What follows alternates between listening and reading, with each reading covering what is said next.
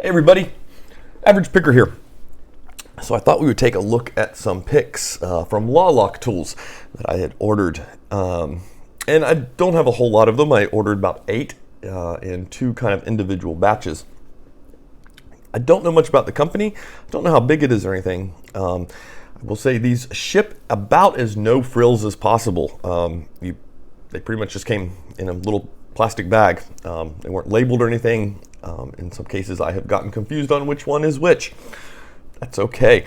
And I will say, too, I did have a slight shipping error in what I had ordered and what arrived. It wasn't a big deal to me, though. What arrived, I probably would have ordered the second batch anyway. I did shoot them an email, though, got back to me immediately, offered to work it out and everything. At the end of the day, I was like, you know what? I'm just going to buy those picks probably anyway. Don't worry about it. I'll just do another order, but thanks. That didn't really mar the experience at all. Great customer service for what it was. They arrived pretty quickly, and they got back to me really quickly about it. The second batch took a little longer over the holidays. It's coming over from England, and it was during Christmas. Shipping's always going to be an issue then. So let's get into the nuts and bolts of it. So they basically offer a variety of picks, and they have kind of, I guess, their normal and their pro line. And their normals come in a 23 thousandths, and their pro line, and that's what kind of got my curiosity going. Their pro line is in 19 thousandths, which is a bit of an oddity, I guess, out there in comparison to the rest. And I started wondering, I kind of like the 22 thousandths. Well, I like the 19 thousandths kind of just as much as trying to find that happy medium, I guess, between the 15 thousandths and some of the thicker picks. And 19 just seemed like kind of an interesting number to go with. So I've not used these for a super long time. I've had some of them since about October, maybe, some since the end of December. But I have tried to put them through their paces and pick a number of locks with them. So I feel like right now I've got some good experience at least down with them. So we'll take a moment and talk about cost, because at least from the US aspect, the cost is kind of an interesting thing going on. They're about 7.5 pounds each, which comes out to about $10 a pick. And the shipping, at least to the US, there is a free option, which is awesome. Love free shipping. Just because I hate having to retally all that stuff. But it puts it in this kind of oddity range. Everybody by now knows I'm a huge fan of Sparrow's picks. And for us here in the States, it runs about almost $5, I guess, a pick, $4.50 or something like that. And then you got to pay for shipping, however. And so if you're just doing one pick, you're going to be spending about $10 to $12. And if you order one pick from Lock Picks, you're looking at $10 to $12. So one pick wise, it gets over here. Multiple pick wise, Sparrow starts to win out for us here in the States. Because they are about half the price, and I think they're really good picks. So it's a kind of an interesting little trade-off there. They are a little bit pricey, but let's flip the camera around. We're going to take a closer look at some of these. So here we go. The handles, I think, are really quite cool, and that's probably some of the price difference between these and Sparrow picks, just because Sparrows does those very no frill handles, or you can get them, that's pretty chunky. Pretty comfortable. I haven't had any problems with the handles. I find them nice, but I also find Sparrow and the Southford pick handles to be just fine. So for me, at least, the handle's not really an issue. I know some people, they prefer bigger handle. That's going to be kind of personal preference. So what you're looking at down here is, I'm not really sure. I'll show you. So 2 of these are gem hooks. They're kind of copies of the gem, and one is just called the hook number 1. And at this point, I have lost track of which one is which. The Gem Pro is 19 thousandths. The Hook Gem 1, I think it said it was in 20 thousandths. even though most of their picks are 23 thousandths. I think that's what it said. And then one is the hook number one. At this point, though, I mean, I can't really tell the difference, tell you which one is just considered the hook and which one is considered the gem, or which is the gem hook, right? And the difference in the thickness is so minuscule. You know, it's hard to tell. You can kind of put your finger on them and flex them a little bit. But yeah, and they've been just fine.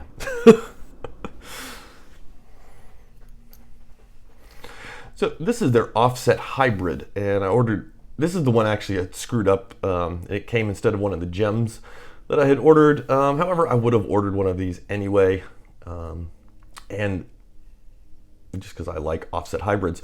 And this is a slightly, well, not slightly, a very used offset hybrid from Sparrows. And you can see they match up pretty good. This is a little bit more rounded. Some of that's probably just come from use. But they're really pretty much the same. Now I only point this out because I love these offset hybrids. And so yeah, wanted to put one of them through their paces. This one I think is in 15 thousandths or 22 thousandths. Yeah, this is 22 thousandths. This one I suspect is 23 thousandths probably, just based off the look of them. There is something, and this kind of applies across to a lot of their picks. It works just as well as my one from Sparrows, but there is something about it that is just slightly off. And it could, maybe it's just a comfort psychological level thing with me, but I found when I was using this one, I often kind of wanted to switch sometimes to the Sparrows one. That being said, it's perfectly fine offset hybrid. When I just say there was something slightly off to me, and I'm going to talk about the picking experience in a little bit, so it may have to do with that. Yeah, something was just slightly a little more dampened about it. And it's not enough to pretend it's even an issue, but because I did notice it a little bit, I just thought I would mention it. It's just minuscule amount that it's dampened a little bit more. A bit of a reshoot here because I kind of rambled a bit, but I wanted to look at these three a little more detailed. So this is kind of their DeForest diamond, I guess, and it's very reminiscent of the DeForest diamond that comes out of the Dangerfield Praxis set, which, is that even available anymore? It was a great little set. Yeah, and this has very adequate substitute for that pick. It works just as well as any DeForest diamond pick I've used. I've reached for it quite a few times. In fact, I'm finding myself grabbing this more than some of my other ones that I've got in the collection, which I think is cool. This, let me see, yeah, this one is kind of interesting to me. There is something about this pick that feels a bit rough. I don't, this curve line here just feels, there's something about it that feels slightly homemade and slightly deformed, but I will say it's a quite functional pick. In fact, what I found is a lot of times when I was going for a DeForest, because I might want to get up closer to the pins or whatever where, you know, a DeForest is going to work well, I found myself backing off from using this one and grabbing this guy instead. And it worked great. So yeah, despite the fact it kind of makes me laugh looking at it a little bit, because it just looks a little jankety coming up there. It's quite functional. And I was reaching for it quite a bit more than what I suspected I would. A while back I had ordered a bunch of, I guess, variations of DeForests from Southford, you know, like that one, it's out of their Pro line, their Euro picks. And I was not using them near the amount that I thought I was going to. And this one, however, I found I was reaching for it far more than I thought I was going to when I ordered it. So that's kind of neat. The other one was this one. And this is very similar, I guess, to the full or the half glides from Sparrows in a way. That's what it kind of reminds me of anyway. And I do like those. Pull out the other one here. I can't remember which is the full glide, which is the half glide. But you can see it's tipped off at the end, much like a DeForest, or much like a hybrid one is, one of those offset hybrids. So I would say, if you're a fan of the glides, and there is something about these, I do like them. This is kind of a neat alternative. It provides a little bit more of a lift head, which these are completely lacking, right? So if you wanted to get a glide in, a pick in, this is kind of nice because it gives you much better of a little lifting surface. So I do kind of like this pick. It's pretty neat. Not used it a whole lot, but I don't use the glides a whole lot either. I kind of use them on whims when I feel like it. But what I found was when I wanted to use a glide, I was starting to grab this one. Sorry about, I got all these little nicks on my nails. So yeah, there we go. Now this is the one that really interested me, and this is their Scimitar pick. And this is an interesting pick, and I love it. It's probably my favorite of the picks. To me, it reminds me of something between a short hook.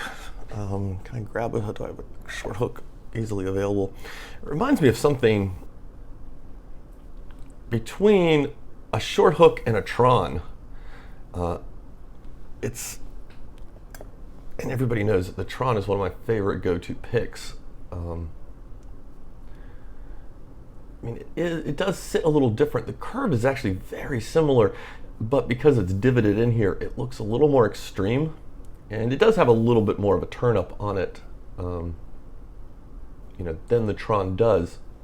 But it's a really interesting pick, and I'm gonna try to, I don't even know how to explain it. Let's come up with an analogy here for a minute. So I have often said with cars, if you cannot afford your dream car, buy a used Honda Civic, because it can just do a little bit of everything. It's pretty good at everything you need a car for, and you get to some extremes and you start finding its shortcomings. And that to me is kind of what the Tron is like. But yeah, it's just a great all-around pick. Very good go-to one. Not the Scimitar though, but it also is. Where the Tron starts to find its shortcomings and starts to fail, the Scimitar comes into play and seems to make up for that. So yeah, if we're going to stick with this car analogy, all I can say it's like is if you took your pretty good standard average go-to everyday car and suddenly needed to use it for something else. And so to get it to that point, you strip everything out of it. You take the radio out, you take the speakers out, you take the AC out, you remove the back seats, you remove, half the dashboard, some of the gauges, the glove compartment, you pull the side panels out of the interior, and now you have maybe successfully lightened it enough to where it's going to be maybe quick enough for whatever it is you need it for, or something like that. That's the Scimitar pick to me.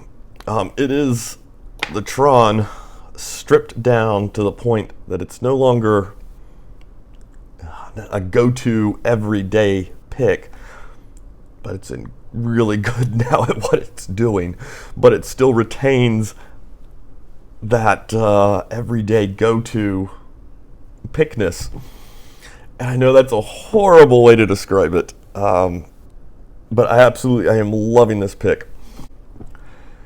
It's like it both has everything I love about the Tron in it, and it is also missing everything that makes the Tron so usable. That's a terrible description, I know. You're sitting there going, well, what the hell am I going to use that for? But yeah, I honestly, I would want this in my pick collection. If I had to pick 5 picks, maybe, and that was going to become my pick collection, the Law Lock Scimitar would be in that 5. I don't know if this is a copy design like the gems are a little bit of something else, or if this is wholly original to them. But this is a really strong pick to me in all these ways that it's also not a strong pick. Yeah, it sits in a weird place. If you use one, I think maybe you'll see what I mean. But that kind of leads us into the picking experience. I will say this pick feels fragile. It does feel like it's going to bend out. I don't know over like a year's worth of time. I would suspect, and I've seen a few in some of you all's collections, it is quite bent out to the point that it's almost straightened itself. And I mean, you can kind of see why. I mean, we're really thin down in there. But you know, until that day, I feel like it's a really good addition. But that leads us to the picking experience kind of thing. So yeah, I know these are in 25 thousandths, and those are kind of my go-to picks. And these are in 23 to 20 thousandths. So they're going to be weaker, but they feel springier. And it's kind of a mixed bag to me. If you've got a light touch, they're definitely going to keep you in the light touch range. When I'm doing lifts, I do often feel like I'm starting to spring the pick a little bit. Now, I will say they have not bent or deformed for me. I've used them a lot, but I've not used them for a long term. But yeah, I mean, they're flexy, but they're not losing their shape on me so far. But you can feel that when you're picking. And so what I found is even on some locks where I knew, I could just crank the tension down, I don't have to think about it, I was having to think about the tension a little bit and back that tension off. And I think that's both a good thing and a bad thing. It's got its pluses and its minuses. If I really wanted to not think and just whatever, I'm going to just pick through some of these, you know, like an easy set or whatever, and just put some tension on, I probably would still grab something a little bit thicker, or one of my Sparrow picks and do it. But it does make you pay, these lock picks do make you pay a little more attention to how you're tensioning. And that can be a good thing. You know, with these, I think you can be a little more prone, because you know they're thicker, a little more durable, maybe, just because of that thickness, that you can just put a little harder tension on there. You can be a little sloppier and jab at those pins a little harder.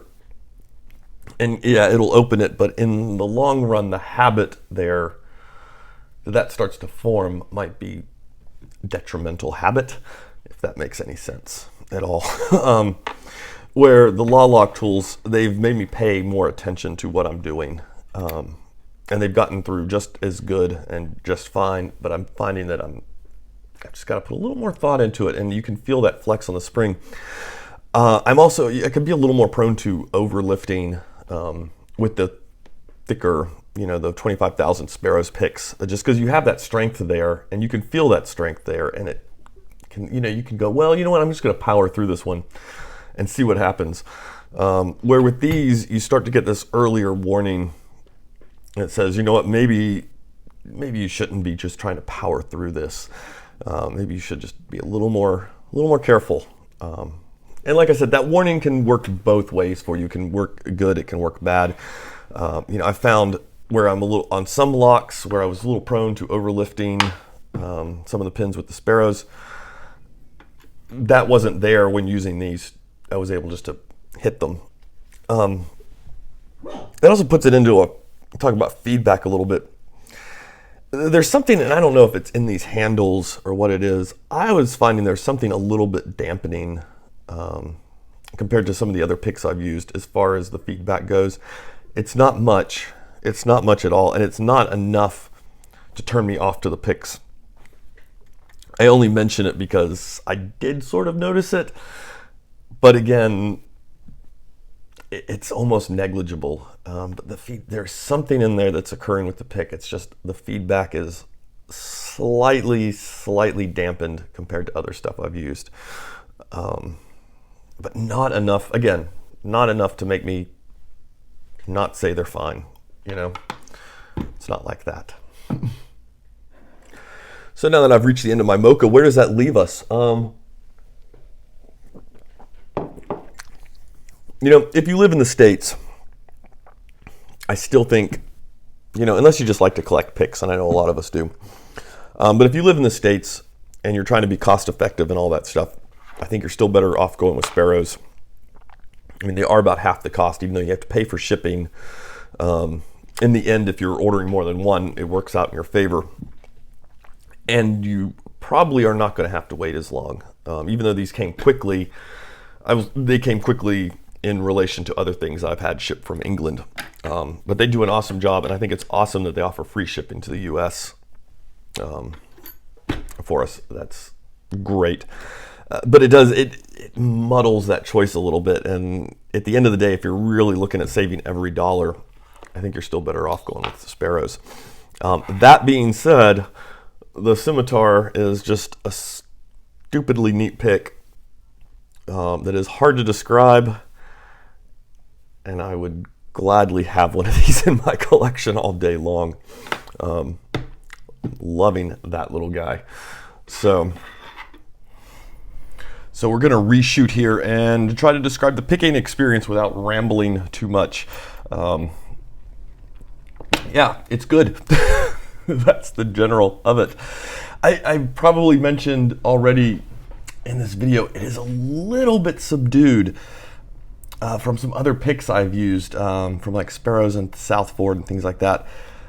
It's so subtle as not to really mar the experience at all, though. But it is there. The feedback, and I don't know, maybe it's the handles or something, but there's something just minutely subduing the feedback a bit. That being said, though, I'm quite happy with them. I certainly don't regret having ordered them. So yeah, I mean, they're pretty good. I think they're a viable alternative to any of the bigger name brand picks out there. If you're in the US, I think it becomes a little more questionable. If you're being conscious about cost with the stuff, I think you're probably better off just ordering from Sparrows in the long run. However, that said, I think it's great they offer, it looks like all their picks, they have sets and kits as well, but they offer them all individually, which I think is great. And that Scimitar, I've not really run into anything like it, and I do like that pick. So that one, I think, if I had to just order one from them, I would probably order that Scimitar. I think it's definitely worth picking up for the collection that you've got. And when you reach the limit on your Sparrows, reach over and grab the Scimitar and get it in there and see what you can do with it. I think you'll be pleasantly surprised. So yeah, overall, yeah, just a little bit subdued in the feedback department, but not by much. The handles are quite comfortable and they generally work. Yeah. So there we go. I don't know where this really is going to leave you or anything. Just kind of my thoughts on using these lock tools, and then maybe they'll turn up in other videos because I've been trying to use them more and more, and I want to see what they do long term through a lot of use as well. So we'll revisit that at some much later date. In the meantime, everybody, have a good one. The tow truck is almost here. My motorcycle, could not get it up and running, poor thing, getting it towed to the shop. So have a good one.